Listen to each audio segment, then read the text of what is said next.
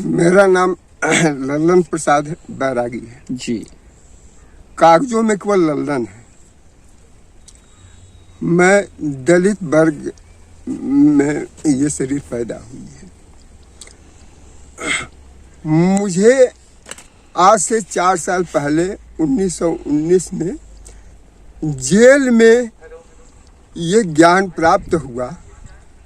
ये लेखराज जी से ओम शक्ति मिशन का वो चलता है, ज्ञान का एक प्रोग्राम चलता है जेलों में, हर जेलों में है। वहाँ पर हमको ज्ञान ऐसा प्राप्त हुआ कि जो विषय वस्तु उन्होंने हमको ज्ञान में बताया वो सब विषय वस्तु ये वेद से लेकर के आज तक सभी ग्रंथों में छिपी पड़ी। और ये जो कथा कहानी है, जैसे रामायण का या चाहे हनुमान का, चाहे किसी ब्रह्मा विष्णु महेश का, ये ऊपर से नकाब पोश जैसे है। तो बहुत चिंतन मंथन करने से हमको ये पता लगा कि यही वस्तुएं जो इस समय ओम शांति मिशन में चल रहा है, जिसको दुनिया मान चुकी है कि ज्ञान की संस्था है, और यही वस्तुएं ये किताबों में छिपा करके रखा गया है, नाम सिर्फ बदला हुआ है। वो ज्ञान प्राप्त हुआ। बाकी यहाँ आकर के फिर उस पर मैं चिंतन मंथन बराबर किया, क्योंकि 7 से 7 बजे तक हम वहीं से मौन हैं। 1920 जनवरी से 2020 जनवरी से वहीं से जेल से ही हम मौन हैं। तो फिर आगे हम जब उस पर चिंतन मंथन करना शुरू किया तो वेद से लेकर के आज तक सब ऐसे खुल गया पोथी। हमको देखिए कहीं कुछ नहीं है हमारे पास, पोथी होती कुछ नहीं, सब खुल गया।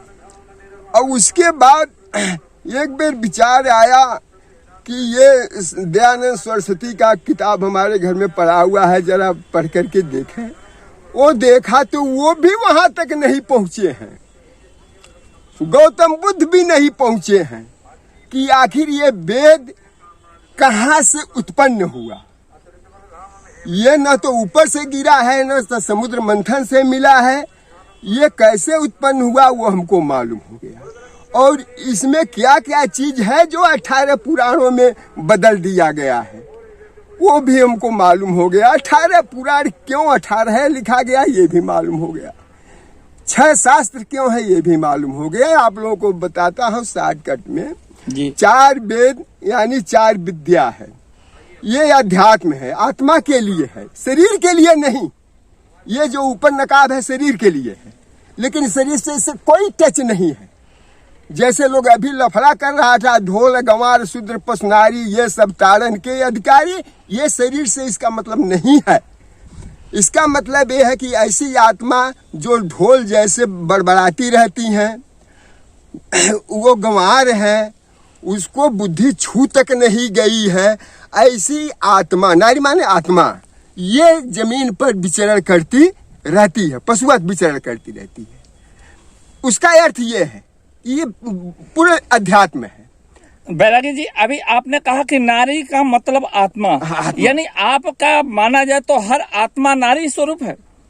नारी और पुरुष दोनों में है ना, क्योंकि अभी आपने कहा कि नारी का आत्मा का अभिप्राय नारी से है। हाँ ठीक है, नारी अरे शुद्ध पस नारी सकल तारणा के उन लोगों ने कहा। वहीं पे एक चौपाई आती है कि पूजा ही बेप्र सकल गुण हीना, शुद्ध न पूजा ही सकल प्रवीणा। इसका तात्पर्य क्या है हमारे दर्शकों को बताएं। मैं बता रहा हूँ ना, देखिए अभी मैं बताया कि ढोल गंवार शूद्र पस नारी ये सब तारण के अधिकारी।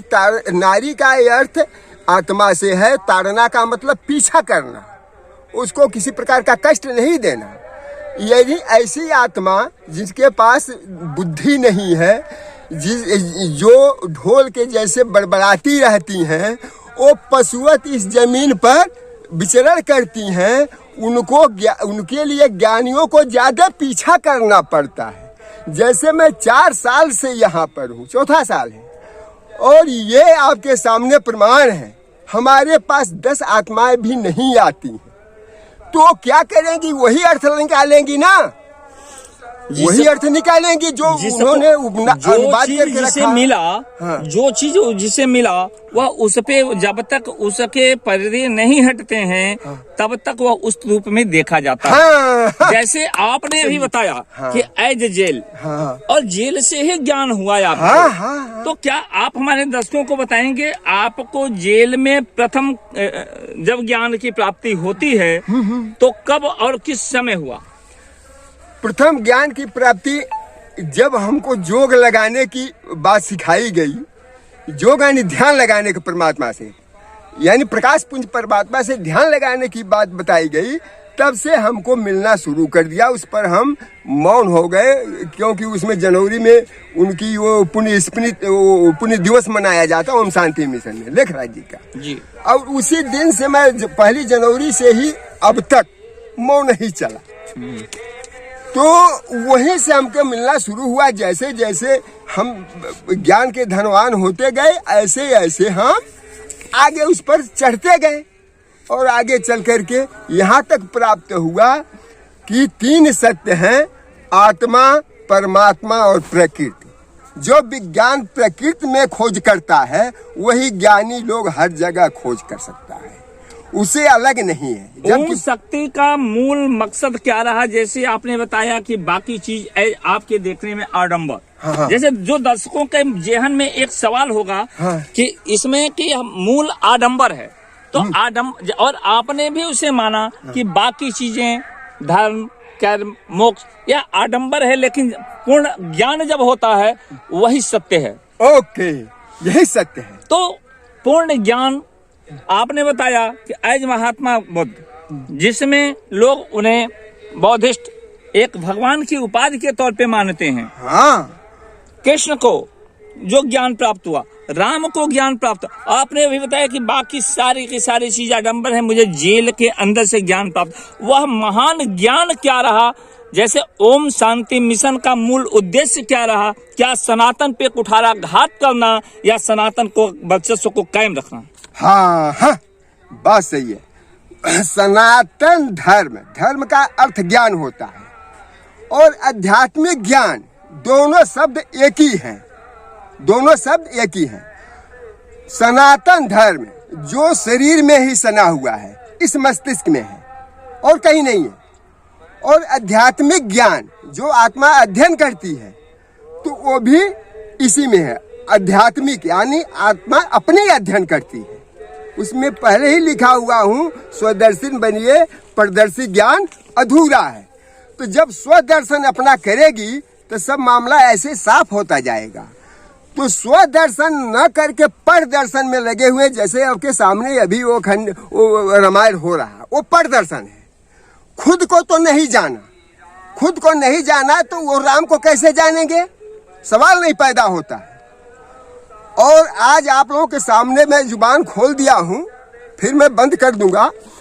ये मैं दावा करता हूँ कि ज्ञान के एक शब्द में वेद से लेकर के आज तक की सभी पुस्तकों को ऐसे उड़ा दूंगा, मानव खाली उसको नकाब हटा दूंगा। तो अभी तक आपने जो अध्ययन किया, हाँ, तो ज्ञान और अज्ञान दो विषय क्षण के सामने आए हैं। हाँ, तो ऐसे में ज्ञान और अज्ञान और विज्ञान, हाँ, 3 चीजें होती हैं। हाँ, तो ज्ञान, अज्ञान और विज्ञान में, चूंकि आज आप बैरागी हैं, हाँ, तो आप अपने साधना के बल पे आपको क्या मिला? तो ज्ञान क्या है, अज्ञान क्या है और विज्ञान क्या है? ओके, ज्ञान अज्ञान दोनों जुड़वे भाई हैं, जो इस मस्तिष्क में बराबर रहते हैं और दोनों का आपस में ऐसे तालमेल नहीं बनता है।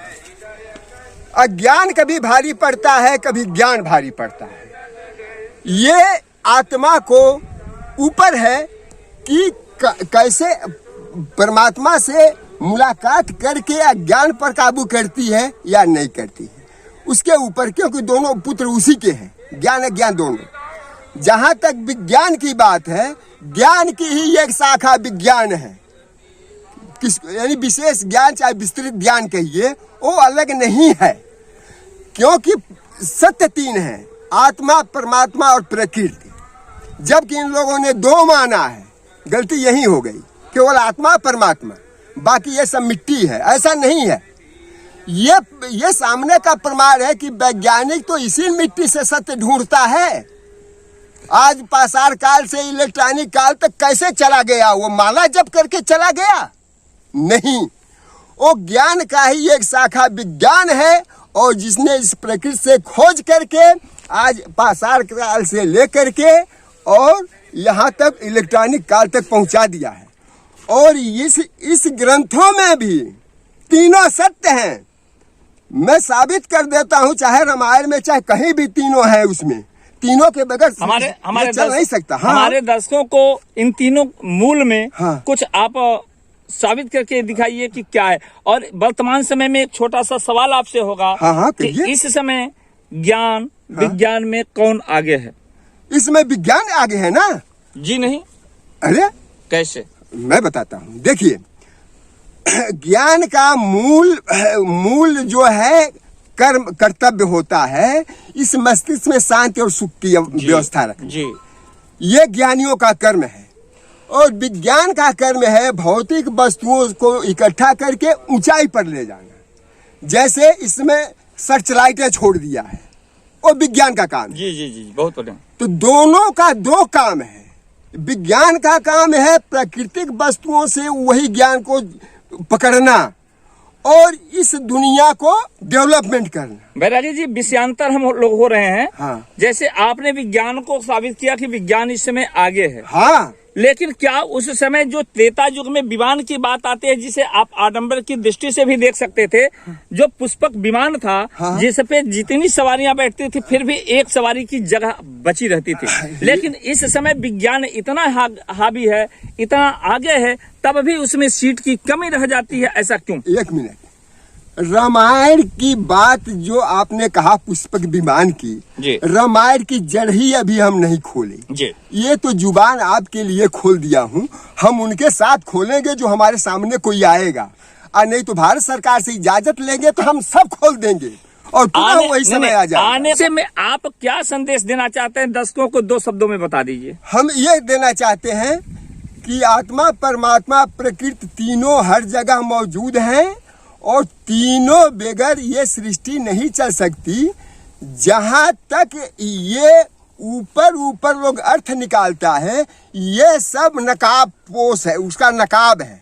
ज्ञान उसके अंदर छिपा हुआ है, उसको धरोहर के रूप में रखा गया है, और वो वक्त आ गया है, हम उसको कर देंगे। बताया कि अभी हम अध्यात्म को की तरफ चल रहे हैं, वैराग्य की तरफ चल रहे हैं, तो वैराग्य में कितने प्रतिशत की प्राप्ति अभी आपको हो चुका है? कुछ बाकी नहीं रह गया, पूर्ण वैराग्य हो गया और कुछ नहीं बाकी रह गया।